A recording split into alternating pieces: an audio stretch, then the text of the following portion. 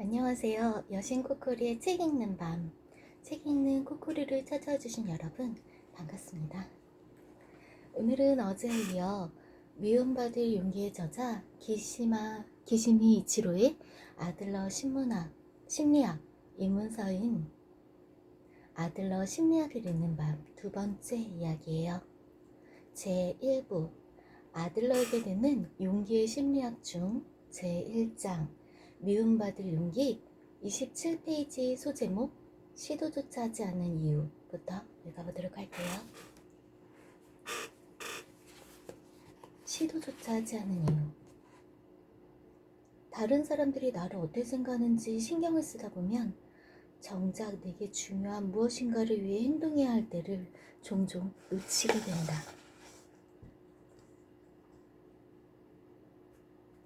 자꾸 머뭇거리게 된다. 내가 이런 행동을 하게 되면 다른 사람들은 나를 어떻게 볼까? 부모님이 싫어하지 않을까? 친구가 놀리지 않을까? 이웃들이 어리석다고 비웃지 않을까? 이런 생각들이 꼬리를 물게 되기 때문이다. 하지만 내가 좋다고 판단하고 행한 행위에 대하여 다른 사람이 싫어하거나 좋아하는 그 판단은 그 사람의 과제일 뿐이다. 나와는 상관이 없는 것이다. 그러니 내가 다른 사람의 생각에 사로잡힐 이유가 없다. 나의 주관과 판단대로 행동하면 된다. 나는 대학에서 그리스어를 가르치고 있는데 한 학생에게 그리스어를 일본어로 번역하라고 했다. 학생은 아무 대답도 하지 않았다. 나는 그에게 물었다. 자네는 왜 한마디도 대답을 하지 못하는가? 대답하는 시도조차도 하지 않았다는 것을 자네 자신은 알고 있나? 학생이 대답했다. 만일 제가 실제로 틀린 답을 말하면 선생님은 저를 무능한 학생이라고 생각하실 것 아닙니까? 하지만 저는 그런 학생으로 보이고 싶지 않아요.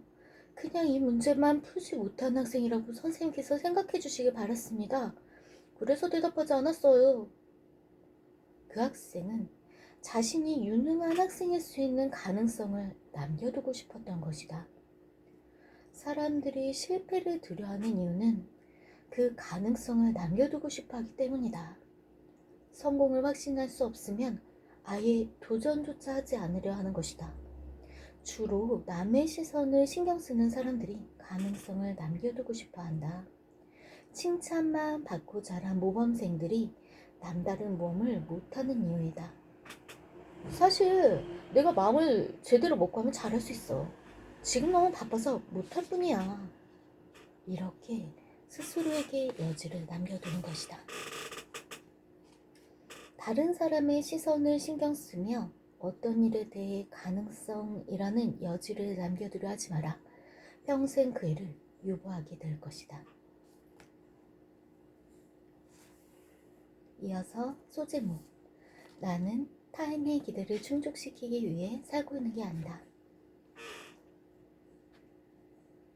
우리는 지금까지 자신만 생각해서는 안 된다.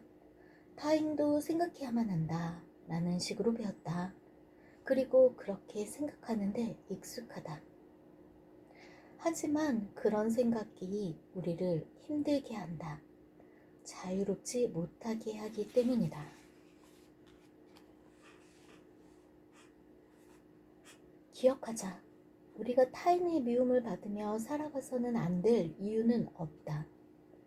오히려 누군가 당신을 위해서라며 당신을 신경 쓴 사람이 있다면 살짝 의심해 볼 필요가 있다. 자신이 정말 원하는 일을 하기 위해서는 누군가에게 미움을 받을 수밖에 없다고 생각하자. 소제목. 지금 하고 싶은 일을 하고 있는가? 어떤 사람이 이런 말을 했다. 자유롭게 튀어오르는 벼룩이 한 마리 있었습니다. 그런데 그 벼룩을 유리병에 가두면 어떻게 될까요? 아마도 이전처럼 높이 튀어오르지 못할 겁니다. 유리병의 높이만큼만 튀어오를 수 있겠죠. 오랜 시간 유리병에 갇힌 벼룩은 유리병 높이만큼 튀어오르는데 익숙해집니다. 그러다 벼룩을 유리병 밖으로 풀어놓으면 어떤 일이 벌어질까요? 벼룩은 유리병에 갇히기 전처럼 자유롭게 높이 튀어오를 수 있을까요? 그렇지 않습니다. 유리병에 갇혀 있을 때처럼 유리병 높이만큼만 튀어오를 뿐입니다.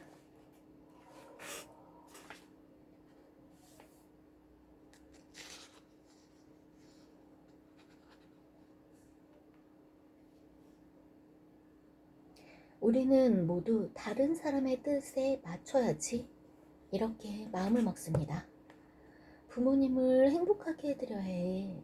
친구들에게 인정받아야지. 내 아내를 실망시킬 순 없어. 우리 아이들이 나를 원망하지 않을까?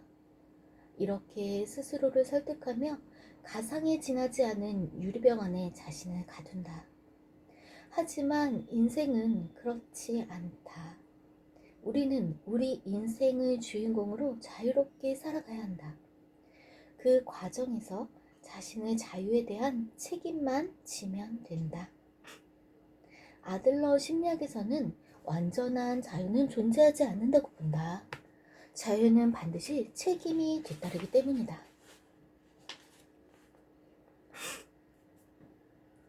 비둘기는 아무것도 없는 진공 속을 나는 게 아니다. 비둘기가 날 수 있는 것은 방해하는 것처럼 보이는 공기가 사실 비둘기를 날 수 있도록 떠받들고 있기 때문이다. 마찬가지로 아무런 저항이 없는 곳에 자유는 없다. 저항이 있기에 자유가 존재한다. 우리가 인생에서 주변에 아무도 반대하지 않고 주위의 모든 사람이 자신이 하려는 일에 대하여 두 손들어 찬성하는 상황은 오히려 드물다. 나는 이렇게 살고 싶은데 그것을 부모가 반대한다면 그게 저항이다.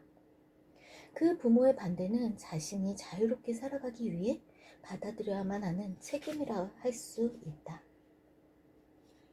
주위 사람들이 자신의 선택을 용인해 줄 경우에만 자기가 원하는 대로 살겠다는 선택지는 단언컨대 없다고 보는 것이 낫다.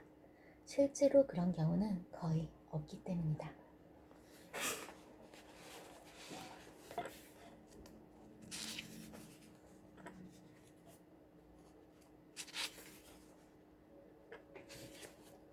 소제목. 타인은 나의 기대를 채우기 위해 살고 있는 것이 아니다.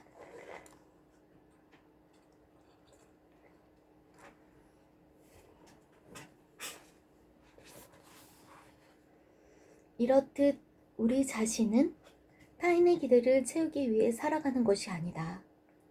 스스로 인생에서 주어지는 과제들을 해결하며 살아가는 것이다. 그것은 의무이자 권리이다. 그런데 내가 타인의 기대를 채우기 위해 살아가는 것이 아니라면 다른 사람들도 마찬가지다. 그들에게도 나와 동일한 권리를 인정하지 않으면 안 된다. 다른 사람들은 나의 기대를 충족시키기 위해 사는 것이 아니다.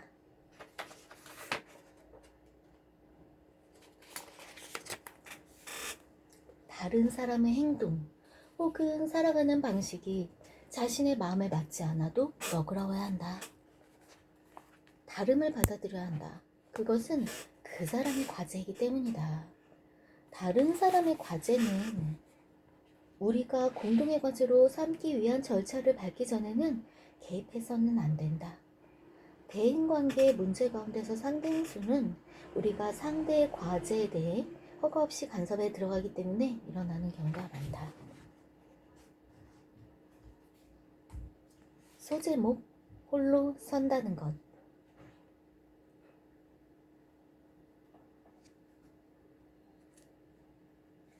크리스텐센은 다른 사람과 다르게 살아가려고 너무 애쓰지 말라는 스승의 조언을 들은 뒤에 이렇게 말했다.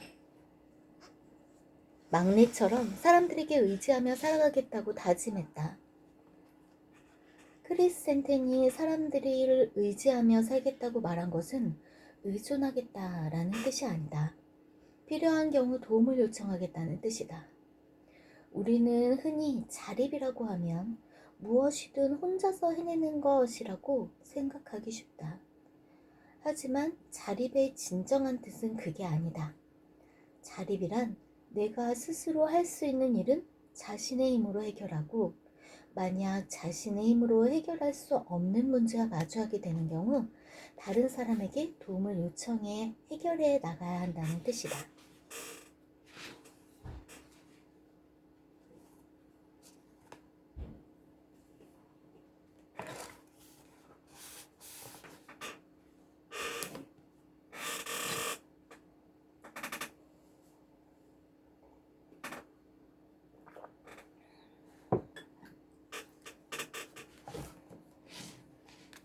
소제목: 알아차림과 배려의 세계에서 벗어나라.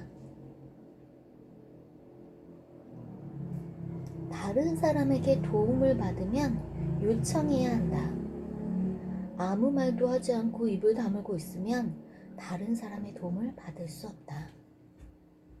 우리는 다른 사람이 나의 마음을 알아주고 배려해주기를 기대해서는 안 된다. 아무 말도 하지 않는 한 자신의 생각은 타인에게 전해질 수 없다. 잠자코 있으면 아무도 협력해주지 않는다. 만약 다른 사람의 협력이 필요하다면 분명한 언어로 그 뜻을 올바르게 전해야 한다.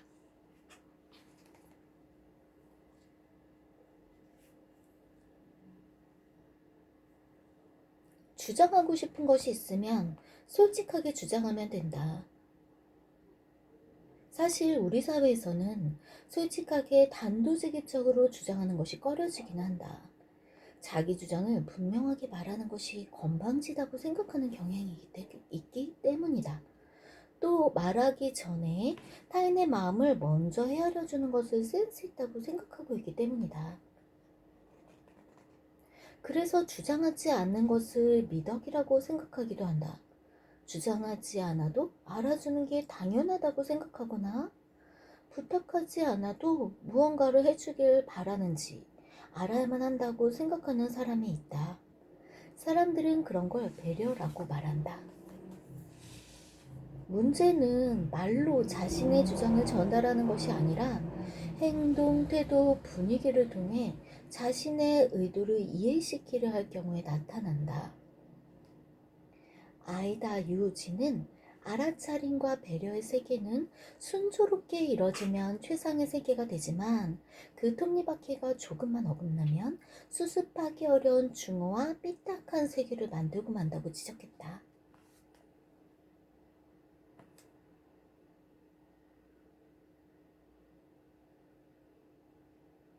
배려와 알아차림이 이루어지는 과정에서는 다른 말이 필요가 없다. 시어머니가 얘야 나 다녀왔다. 며느리는 네 어머님 다녀오셨어요? 의 인사 한 마디면 충분하다. 이것은 일이 정말 순조롭게 이루어지는 경우다. 실제로 대부분의 경우에는 삐걱거리는 일이 다반사다. 시어머니가 아이를 봐줬으면 하는 며느리는 집에 오자마자 방에 들어눕는 시어머니를 못마땅해 한 경우가 많다. 그래서 일부러 소리를 크게 내며 부엌 일을 한다. 접시 떨그락거리는 소리에는 누가 들어도 불만이 잔뜩 쌓여있다. 방에 누운 시어머니의 속도 부글거리기 시작한다. 좀 쉬었다가 도와주려 했는데 며느리가 괘씸해져서는 절대 도와주지 않겠다고 생각한다. 알아차림과 배려는 이처럼 순조롭지 않을 때가 많다. 그리고 그런 경우 위험도 매우 크다.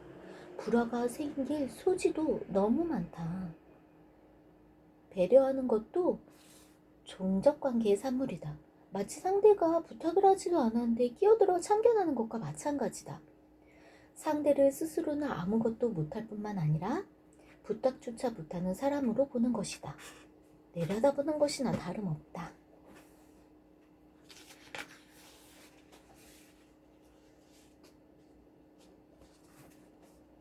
소제목: 원래 상대방을 이해하는 것은 불가능하다고 생각해라. 우리는 이렇게 생각해야 한다. 원래 상대를 이해하는 것은 불가능하다. 그렇기 때문에 말을 사용하는 것은 커뮤니케이션이 중요하다고 강조하는 것이다. 상대를 대할 때 모른다고 생각하고 대해야 한다. 그 편이 서로를 잘 안다고 대하는 것보다 훨씬 낫다. 이런 이야기가 있다. 화성인 남자와 금성인 여자가 있었다. 어느 날 화성인 남자가 망원경을 들여다보고 있다가 아름다운 금성인 여자를 보게 됐다. 남자는 용기를 내어 여자에게 말을 건넸다. 데이트 신청을 했다. 그런데 뜻밖에도 여자가 데이트에 응했다. 그리고 그 뒤로 또 계속 데이트를 했다. 데이트가 반복되면서 두 사람은 서로의 사고방식이나 느낌이나 방식이 다르다는 것을 알게 됐다. 하지만 그 다름을 받아들일 수 있었다. 두 사람은 서로가 다른 별 사람이기 때문에 생각이나 느낌이, 성격이 다를 수 있다고 생각했던 것이다. 그래서 서로를 용납할 수 있었다. 화성인 남자와 금성인 여자는 결혼을 하게 됐다. 반복하는 데이트도 실증이 났고 안정감을 가지고 싶었다. 그래서 화성인 남자는 여자에게 프로포즈를 하고 결혼을 한 뒤 지구에 신혼살림을 차리게 됐다. 얼마 후 아이가 태어났다. 이 무렵부터 두 사람의 커뮤니케이션은 삐끗거리기 시작했다. 지구에서 태어난 아이가 지구인이듯 자신들도 지구인이라고 생각하기 시작했다. 그러자 이제까지 상대방과 생각과 느낌이 달라도 다른 별 사람이라 생각해서 용납되었던 것들이 문제가 되기 시작했다. 우리는 같은 지구인인데 저 남자는 나와 똑같이 생각하지 않는 걸까? 왜 그녀는 나와 다르게 생각하는 걸까? 화성인 남자와 금성인 여자는 서로가 다르다는 전제를 잊는 순간 상대방을 용납할 수 없게 된 것이다. 원래 상대방을 이해하는 것은 불가능하다고 생각해라. 그리고 상대방에 대해 아무것도 모른다고 생각해라. 그게 이해의 출발점이다.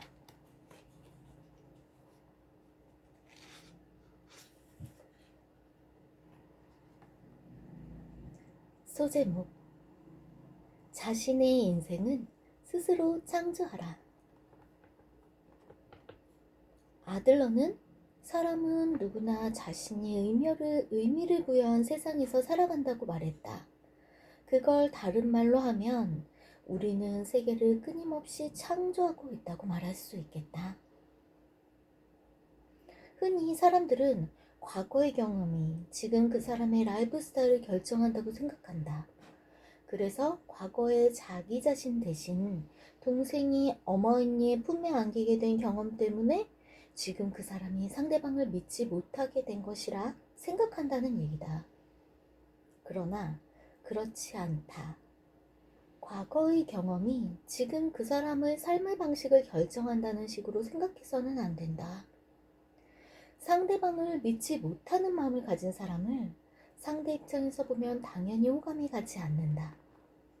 모처럼 호의를 가지고 대해도 상대방은 자신의 진심을 의심하기 때문이다. 그러다 결국 싸움이 일어나고 싸움이 일어나지 않더라도 가까이 가고 싶지 않다. 그렇게 되면 상대방을 믿지 못하는 사람은 또다시 미움을 받았다거나 버려졌다고 생각하고는 다른 사람은 믿을 수 없다는 자신의 신념을 더욱 강화하게 된다. 어떤 사람을 만날 때 정말 이 사람과는 만나기 싫다는 생각을 가지고 만난다면 그 사람과의 관계는 그 생각 속의 관계처럼 되어 나타난다. 아침에 일찍 일어났을 때 거의 무의식적으로 머릿속에 이런 메시지가 흘러나온다. 정말 싫다. 또 저 사람과 오늘도 함께 있어야 하다니. 이런 경우 한 번쯤은 지금까지 애를 말끔히 잊고서 나는 오늘 이 사람과 처음 만났다고 생각해보자. 물론 꽤 어려운 일임에는 틀림없다. 하지만 노력해보자. 이렇게 생각해보는 거다. 오늘 나는 이 사람과 처음 만났다. 이 사람의 과거는 없는 거라고 생각하자. 이렇게 생각하는 것은 꽤 도움이 된다. 나의 어머니는 젊어서 세상을 떠났다. 어머니가 세상을 떠났을 때 아버지도 나도 그때까지는 요리를 해본 적이 없었다. 그런데 막상 요리를 해보니 의외로 재밌었다. 그러다 어느 날 칼에 도전해보고 싶었다.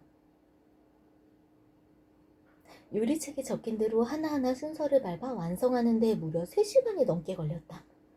퇴근한 아버지가 칼에 한 숟가락을 입에 넣었을 때 나는 아버지가 어떤 말을 할지 마른 침을 삼키며 기다렸다. 마침내 아버지가 입을 열었다. 이제 만들지 마라. 이 한마디로 나는 완전히 주눅이 들고 말았다. 실제로 그 이후 한동안 저녁 식사 준비를 할 의욕을 잃었다. 그로부터 10년 이상이 지난 어느 날 아버지의 말이 결코 나를 주눅들게 하려는 의도로 그렇게 말씀하신 것이 아닐지도 모른다는 생각이 들었다. 아버지가 이제 만들지 말라고 말한 것은 결코 이런 맛없는 요리는 이제 만들지 말라는 의미가 아니라 당시 나는 대학원생이었기 때문에. 그런데 어머니가 뇌경색으로 입원하고 게다가 세상을 떠났으니 그의 절반 정도는 학교에 가지도 못했다. 너는 학생이고 공부해야 하니 이렇게 시간을 들여 만들지 말라는 의미였던 게 분명했다. 아버지와 나는 어린 시절부터 대화를 나눈 기억이 거의 없다. 그래서 언제나 내가 하는 일에 어떤 불만을 가지고 계시는 게 아닌지 두려웠던 것이다. 그러나 내가 아버지의 말을 달리 해석했을 때 비로소 아버지와의 거리가 가깝게 느껴졌다. 물론 아버지가 정말 그런 의도로 말했는지는 알 수 없다. 언젠가 여쭤봤을 때는 그런 일이 있었다는 사실조차 잊고 있었다. 그러나 내게는 사실이 아니어도 상관없다. 내게 상처를 준 아버지의 말에 내가 전혀 다른 의미를 부여했을 때 아버지와의 관계가 달라지는 경험을 했기 때문이다. 아버지와 살갑고 가까운 관계로 있을 수 있는 새로운 세상을 내가 만들었다는 것만으로도 커다란 의미를 가지기 때문이다.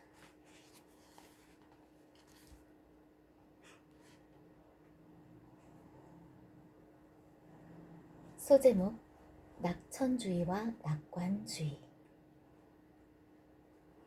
개구리 2마리가 있었다. 두 개구리는 우유가 든 가장자리에서 폴짝 뛰다가 단지 속으로 퐁당 떨어지고 말았다. 한 마리는 이제 끝장이야 라고 소리치고는 이내 포기해버렸다. 그러고는 그저 개굴개굴 울기만 하며 아무것도 하지 않았다. 결국 그 개구리는 우유에 빠져 죽고 말았다. 하지만 다른 한 마리는 달랐다. 똑같이 우유에 빠졌지만 그 개구리는 어떻게든 살기 위해 발버둥쳤다. 이리저리 열심히 헤엄치며 발을 저었다. 한참을 그렇게 움직이자 발 아래가 단단해졌다. 우유가 치즈가 되었기 때문이다. 그래서 개구리는 폴짝 뛰어 바깥으로 나올 수 있었다.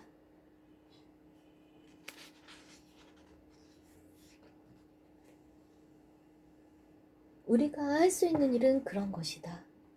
우리에게 어떤 일이 닥치더라도 그것에서 벗어나기 위해 움직여야 한다. 이것은 낙천주의랑은 좀 다르다.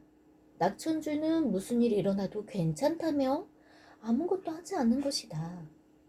반면 낙관주의는 항상 현실을 직시하고 현실을 있는 그대로 보면서 바로 그 현실에서 출발하는 태도다. 아무것도 할 수 없다는 비관주의에 사는 것 곤란하다. 비관주의적인 태도는 용기를 잃었을 때 나타난다. 현실은 아무리 해도 바뀔 수 없다며 포기하는 태도다. 그럼 비관주의 역시 결국은 아무 행동도 못하게 하기 때문에 낙천주의와 마찬가지로 현실을 바꿀 수 없다. 그래서 아들러는 사람이 모든 상황에서 낙천적이면 그 사람은 틀림없이 비관주의자가 되어버린다고 지적했다. 낙천적인 사람은 패배에 직면해도 놀라지 않는다. 그는 모든 것이 이미 정해졌다고 생각하기 때문이다. 실제로는 지독한 비관주의가 겉으로는 낙천주의자처럼 보이고 있는 것이다. 비관주의도 낙천주의도 아닌 여기서 우리가 선택할 수 있는 선택지는 무엇일까? 바로 낙관주의다. 무엇을 할 수 있는지 잘 모르겠다고 해서 무엇을 하든 소용없다고 생각하는 게 아니라 여하튼 지금 여기서 할 수 있는 일을 하자 라는 태도를 가져야 한다. 그게 바로 낙관주의다. 우리가 일단 지금 여기서 가능한 일을 시도할 때 현실의 사태는 무언가 변하게 된다. 우리는 문제가 곧 해결되지 않았다고 해서 심각해질 필요는 없다. 심각하다는 것과 진지하다는 것은 매우 다르다. 인생을 제대로 즐기고 싶다면 진지해야 한다. 마치 트럼프처럼 트럼프 게임을 할 때 미안, 지금 이번 판은 없었던 걸로 알고 다시 하자 라고 말하는 사람이 있다면 게임이 재미없어진다. 진지하게 게임에 임해야 한다. 하지만 트럼프 게임에 졌다고 해서 죽지는 않는다. 심각하지 않아도 되는 것이다. 여러분, 오늘의 책 읽기는 여기까지예요. 이제 책 읽는 밤이면 귀뚤귀뚤 귀뚜라미 우는 소리가 들리는 계절이 왔어요. 모두 편안한 토요일 밤 되세요. 안녕.